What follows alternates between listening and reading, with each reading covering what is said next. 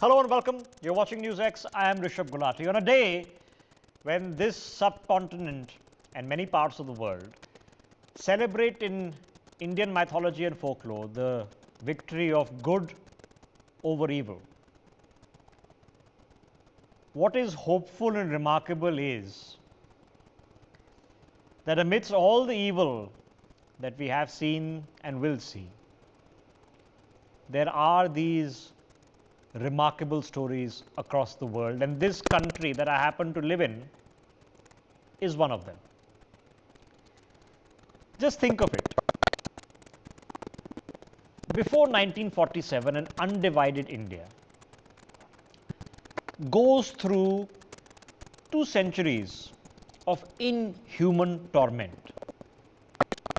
Inhuman torment.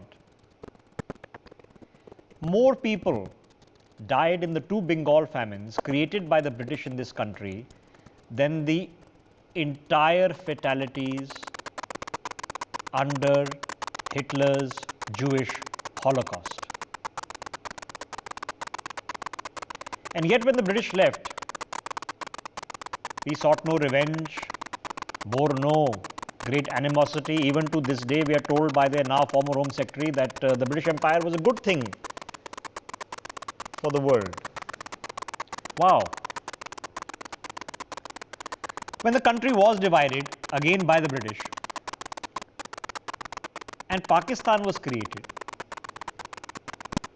a country that is ruled by its army,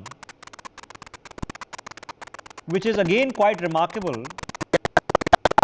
because rather than being covered in martial glory, the Pakistani army has literally lost every war it has ever fought.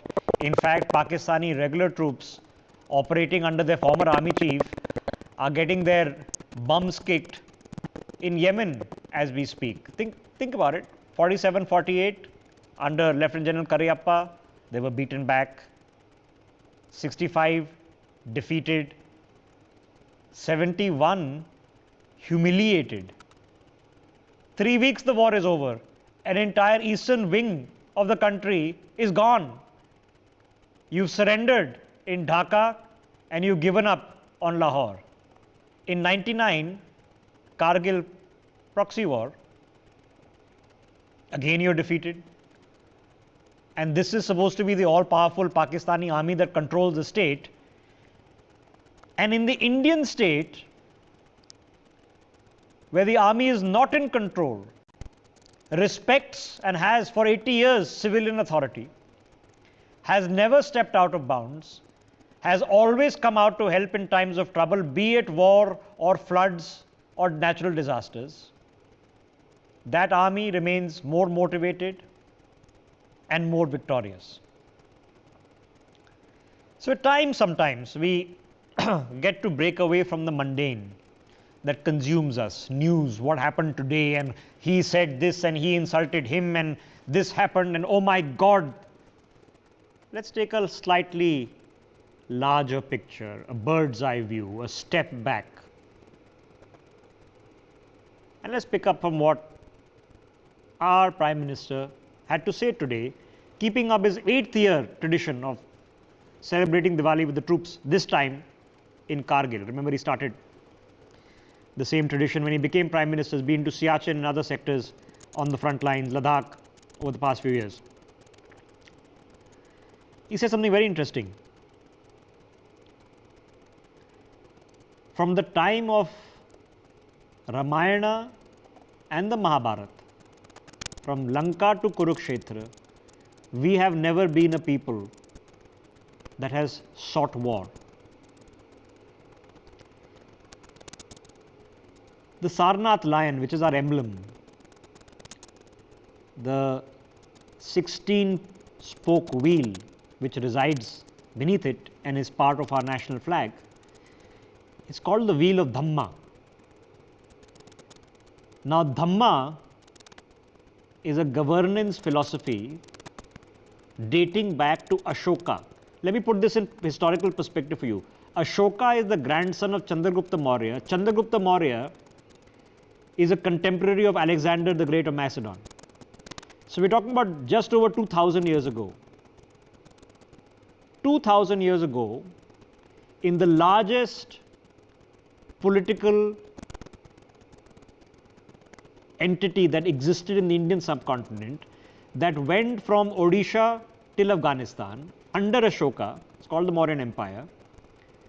In its governance philosophy of Dhamma, and you all know the story of Kalinga and what happened then, in his governance philosophy of Dhamma, chose to abjure war. That doesn't mean we can't fight or won't fight when war is brought upon us. But we are a country that does not seek war. We did not start the jihads, we did not start the crusades, we didn't start the First World War, the Second World War, none of which were created by Indians, which today in the 1.4 billion of us are a force of a sixth of humanity. So the hope of the world lies where?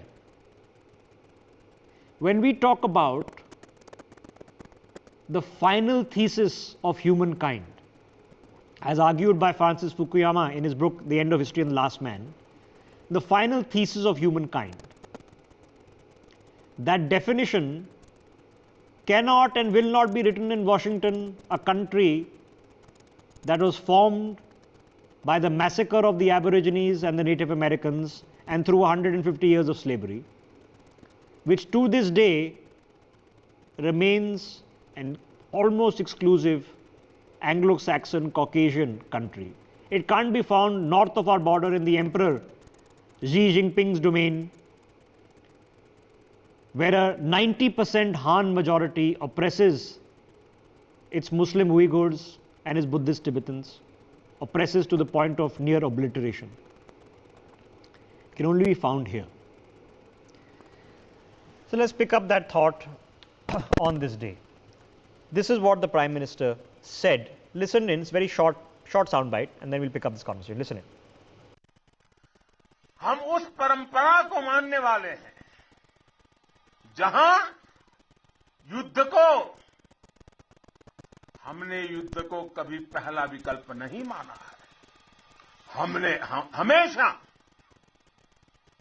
ये हमारा वीरता का भी कारण है, युद्ध लंका में हुआ हो या फिर कुरुक्षेत्र में, अंत तक उसको टालने की हर संभव कोशिश हुई है। इसलिए हम विश्व शांति के पक्षधर हैं। हम युद्ध के विरोधी हैं, लेकिन शांति भी बिना सामर्थ्य के संभव नहीं होती।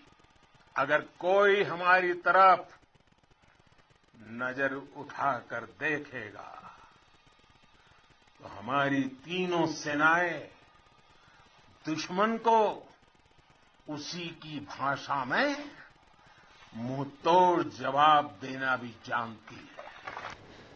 So you heard it there. From Lanka to Kurukshetra, we are a country that historically has sought war only as the final option. We are Paksdar, stakeholders in world peace. But if we are challenged and war is brought upon us,